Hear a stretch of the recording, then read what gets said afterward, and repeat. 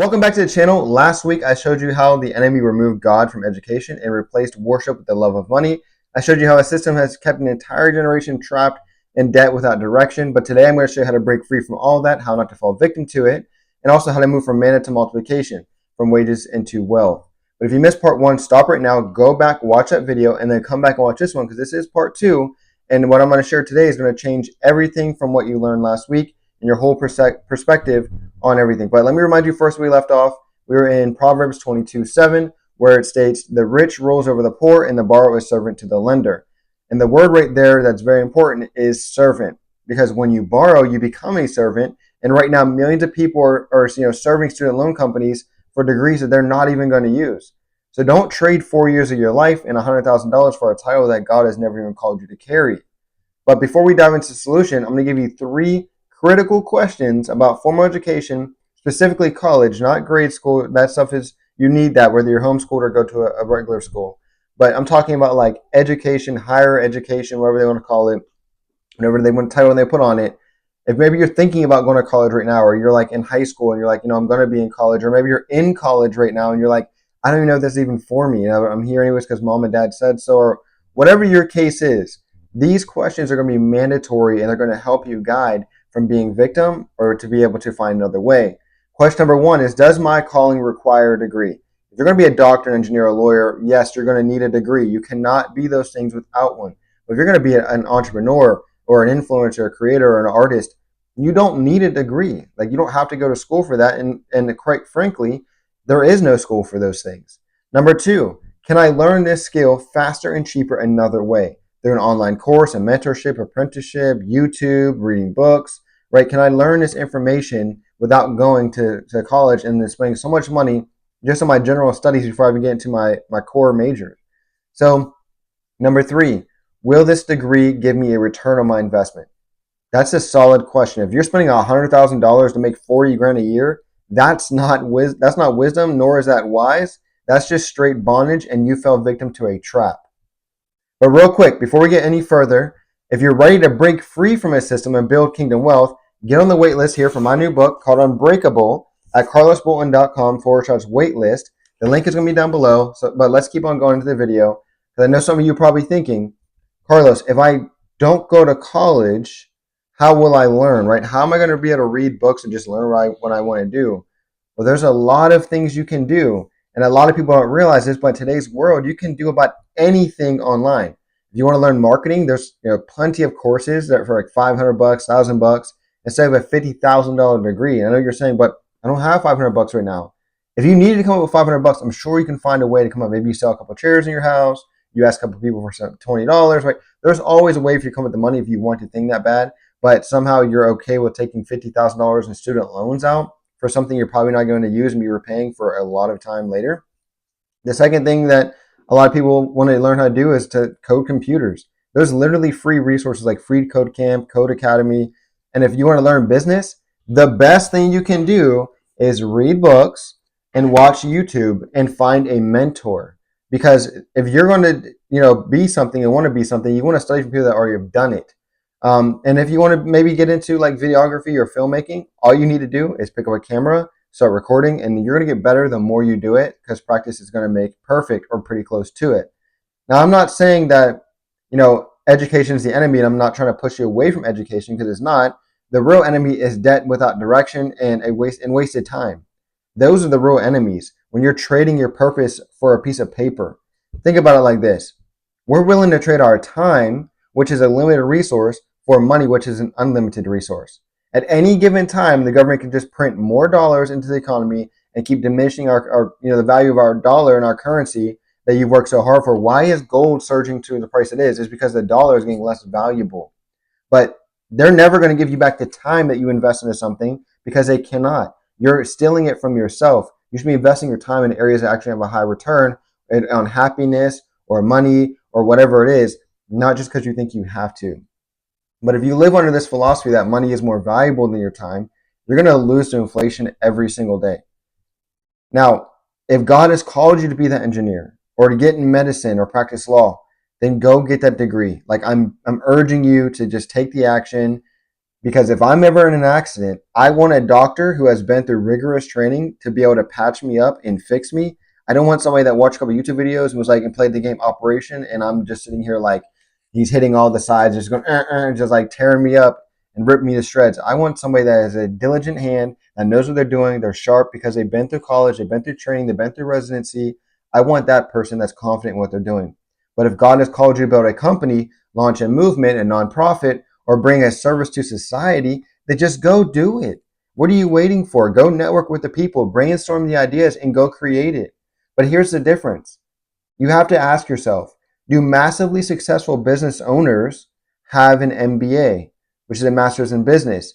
Usually they don't. They hire the person that has the MBA to help run the business while they are building and creating other jobs in other companies, in the company, expanding, visionarying, right? They're not doing that stuff. They're bringing somebody on that has that degree. So if you want to run a company, then get one MBA. But if you want to own a company, go freaking build it.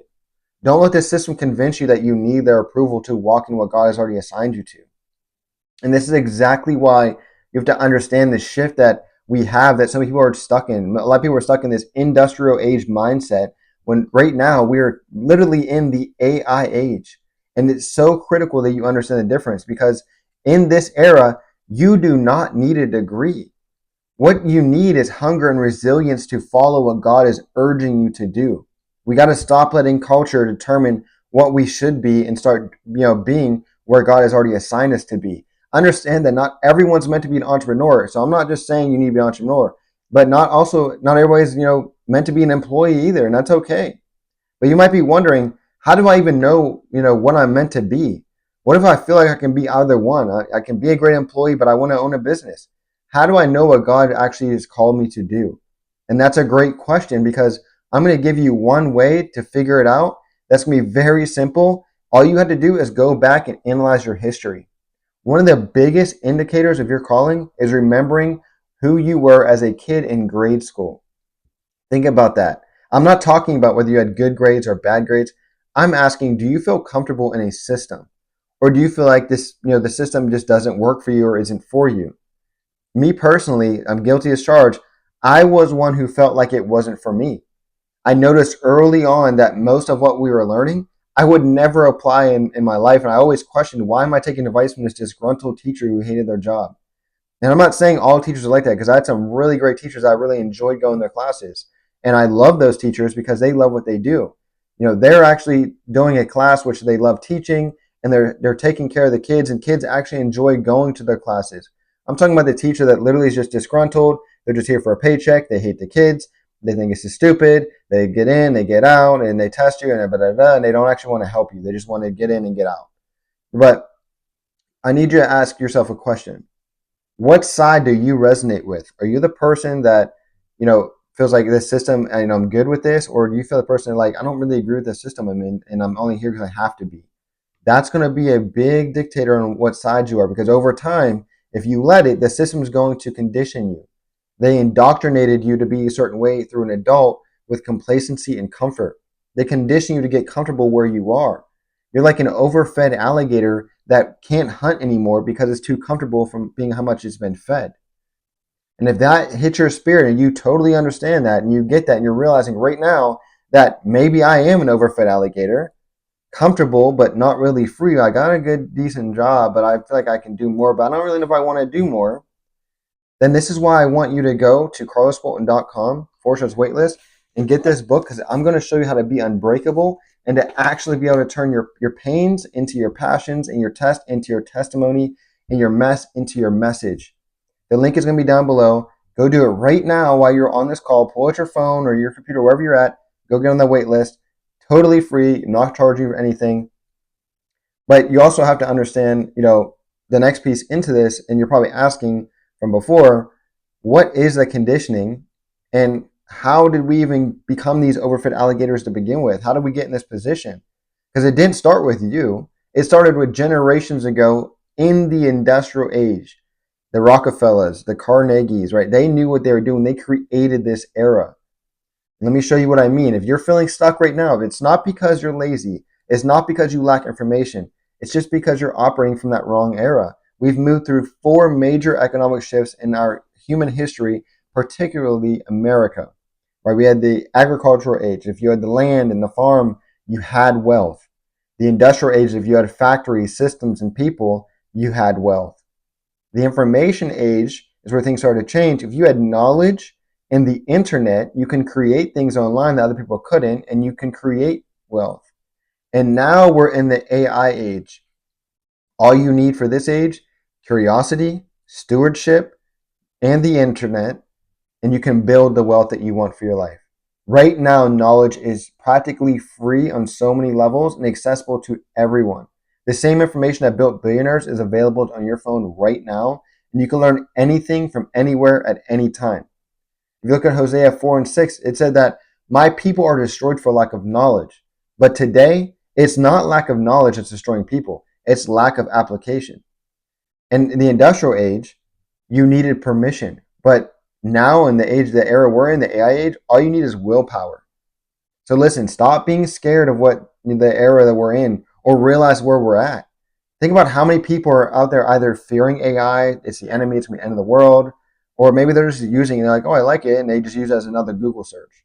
Both people are missing the point here, because every tool you need to create wealth and build kingdom impact is available to you right now. And the barriers are gone. But most people are still waiting for someone to give them permission, or worse, they just don't want to be involved. But you look at what God said in Deuteronomy 8:18. He said that he gave us the power to get wealth. And here's what most people miss in every season, in every single era, all the 4 eras I said, the power that he gives you adjusts to match the era that you're in. He's not going to give you the power to go and, start a factory, or to be a factory worker, or to do whatever that is. He's going to give you the power to actually get ahead and actually establish kingdom business here on earth as it is in heaven. So you got to stop operating from the wrong gear. Think about it like driving a car. I don't know if you ever drove a stick shift, but if you're stuck in first gear, or worse, you're in neutral, you're not going to get that far. But when it's time to shift up, you're going to move faster. You're going to start moving with the times. That's what you need to do. You got to shift up. Just like cars gotten faster over time, technology is also accelerating and it's getting faster and faster and faster and faster. It's not like getting capped up. Like, it's getting so fast. Like, thing is, like, the processes are like multiplying like crazy if you don't know that. And if you don't, shift gears up and keep it up, you're going to get left behind. If God gave you a Ferrari and you're driving like a horse and buggy, it's time to shift your mentality and start accelerating. It's time to operate in the era that God has positioned you in today. But here's what most people, need to understand is, before you accelerate into your promised land, you have to go through a process. And you have to be developed for that. In that process, you have to let God take you through the wilderness. See, most people want the blessing without building. They want the harvest without a test. And they want multiplication without development. But that's not how God works at all. He doesn't just deliver you. He develops you to be delivered. And that development is going to happen where most people try to avoid. If we go back to Deuteronomy 8, verses 2 and 3, it says, and you shall remember the Lord your God led you all the ways of 40 years in the wilderness to humble you, to test you, to know what was in your heart, whether you keep his commandments or not. So he humbled you, allowed you to hunger, and fed you with manna which you did not know, nor did your fathers know, that he might make you the man that shall not live by bread alone, but man that lives by every word that proceeds from the mouth of the Lord. The wisdom is where God detoxed Egypt out of the Israelites.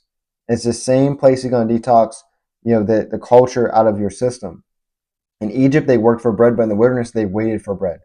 But in the promised land, they worked the land and they multiplied new bread.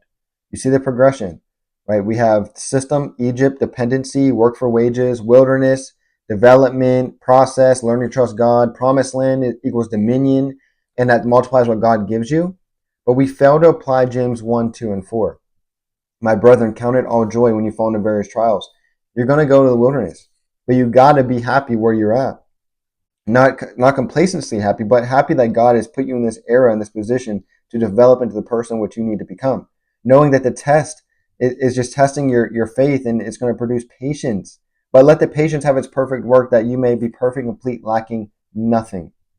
You can't multiply manna without multiplying, your seed. You can count the seeds in an apple, but you cannot count the apples in every seed. Manna was God's provision for a season. It was supernatural, yes. It was faithful, yes. But it wasn't meant to be multiplied. It was meant to sustain you while God developed you. But once you get to the promised land, God gives you seed, and that seed is different. Seed can be sown. Seed can be multiplied. Seed can be produced into this massive harvest for you to reap. But God didn't just deliver Israel and leave them stuck in the desert. He developed them for the promised land. He's doing the same thing with you right now. But you have to be willing to go through the process to get there. And that brings you to the most important distinction you'll ever hear when it comes to wealth. Is you have to understand and think, where does wealth come from? How do we even obtain it? In Deuteronomy 8:18, like I said before, he says, and you shall remember the Lord your God, for it is he who gives you the power to get wealth, that he may establish his covenant, which he swore to your fathers as it is this day. So he swore to the generations before that are faithful to him that I'm going to give you the power to get wealth, but we have to apply that into our lives. And Proverbs 10:22 says, the blessings of the Lord makes one rich and adds no sorrow with it. God gives power, not paychecks. He gives revelation, not retirement. And that's a massive difference between working a job and actually building wealth. Like I said, there's nothing wrong with college. There's nothing wrong with having a job. But you have more in your tank, and you got to tap into that. There's a massive difference between that. When you're working a job, you're trading time for money. But when you're building wealth, you're using wisdom to multiply what God has already given you. One of my mentors, Jim Rohn, he said like this. He said, wages make you a living, but profits make you a fortune. He says it's easier to make 30 grand a month than it is 30 grand a year. You just have to change how you think. And this is 100% accurate. When I was in the military, I made about 30 grand a year for years. And when I got out of the military and I fell on my face financially, I figured out a way and I changed how I think. And then now I'm able to produce 30,000 in a month, 40,000 a month. My most I've ever made in a single month, I'm not bragging, is $82,000 in 30 days. And I probably spent maybe 10 hours of time to make that 80 grand. Now, all of that come from by how I think. I didn't have money when I did that. I was making 20 grand a month or so, but this thing that made me 80 grand, the same thing made me 20 grand. It's just different opportunities, different times of the season.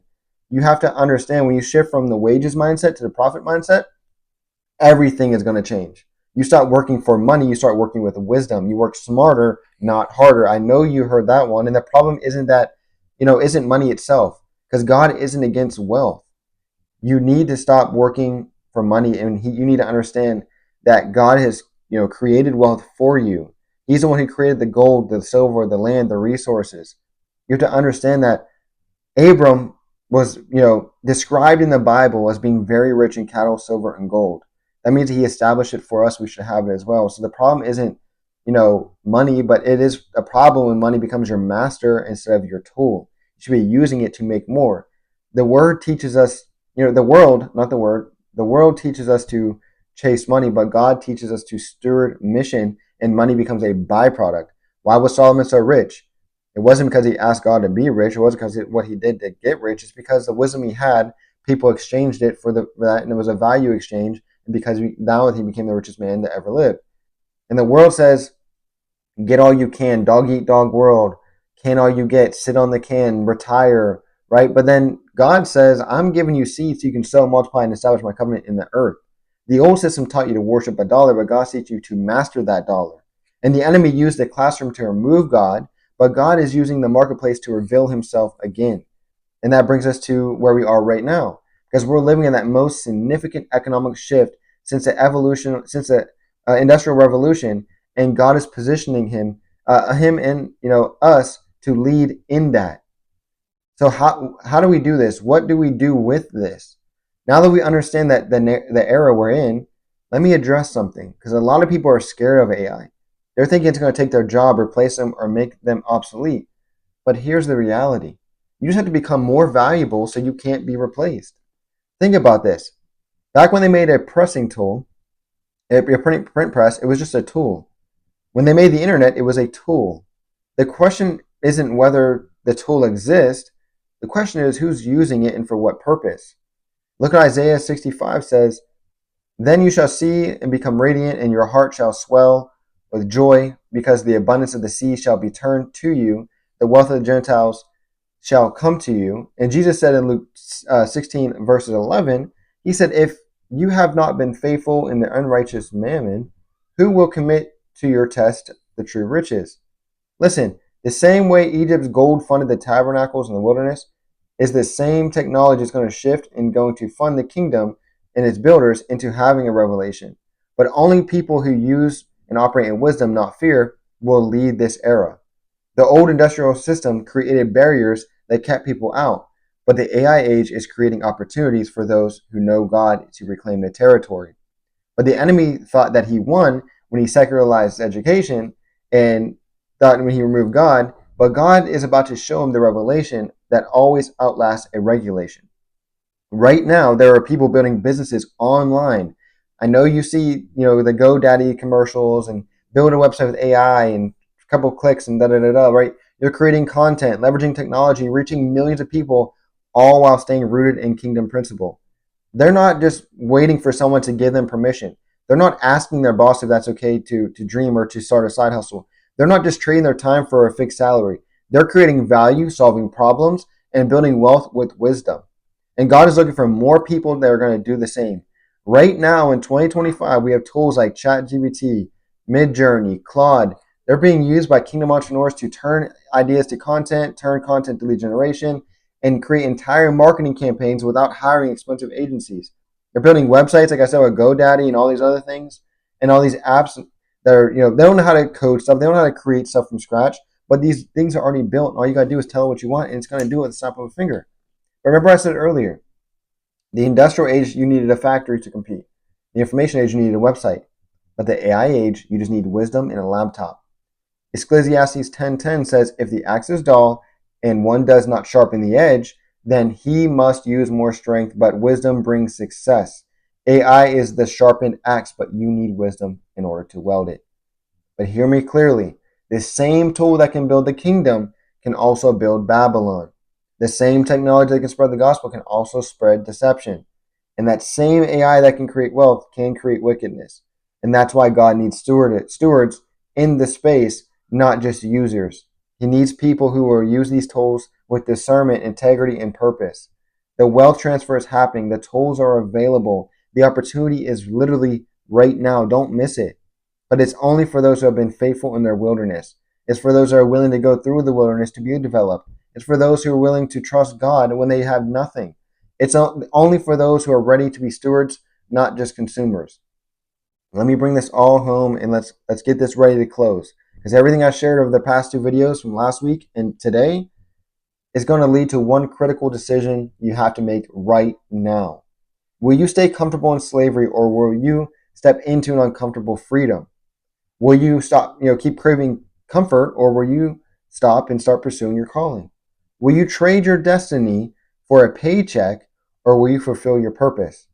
And what I'm declaring to you right now is that we're not slaves to systems. We're not chasing checks. We're not worshiping money.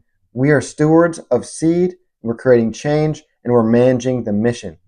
God didn't bring you this far to leave you broke. He didn't deliver you from bondage just so you can spend the rest of your life wishing you can go back to the way things used to be. He didn't save you to sit around in your comfort while the whole world goes to hell. He didn't set you free so you can become a slave to debt, systems, and fear. No, he brought you out to bring you in. He's delivering you from slavery. He set you free so you could fulfill purpose. And he gave you power so you can get wealth and the wisdom so you can use the tools. He positioned you in this era, this moment, this assignment. But the question is, what are you going to do with it? Are you going to, keep complaining about where you are like Israel did in the wilderness? Are you going to keep wishing that things are easier, safer, more comfortable? Are you going to keep trading your time for money and calling it provision? Or are you going to keep believing that you need a degree to fulfill your destiny? Or are you going to start stepping into your purpose and let God develop you? Or you're going to trust him when you can't see what the next step is going to be? Or are you going to be faithful with what you have so he can trust you with more? And are you going to use the tools he's given you in this AI age to build his kingdom? Are you going to become stewards of wealth instead of slave to a salary? And if you're ready, and if you're truly like, I'm ready, I'm done surviving, I'm ready to start multiplying what God gave me, I'm ready to move from dependency to dominion, I'm ready to break free from old thinking and kingdom wealth, then you need to go get this book, Unbreakable, that's coming out in a couple months. Get on the wait list. You got to get on there, paint the purpose, mess the message, and your testimony.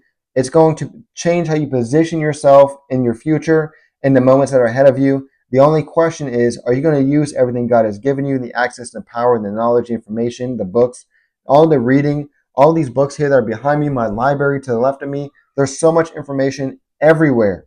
The enemy removed God from education, but he can't remove God from your spirit. When God's people finally step into what he's called us to be, then the world has no choice but to go and watch him get all of the glory. The classroom was built to fight Satan in 1647, and we're taking it back in 2025.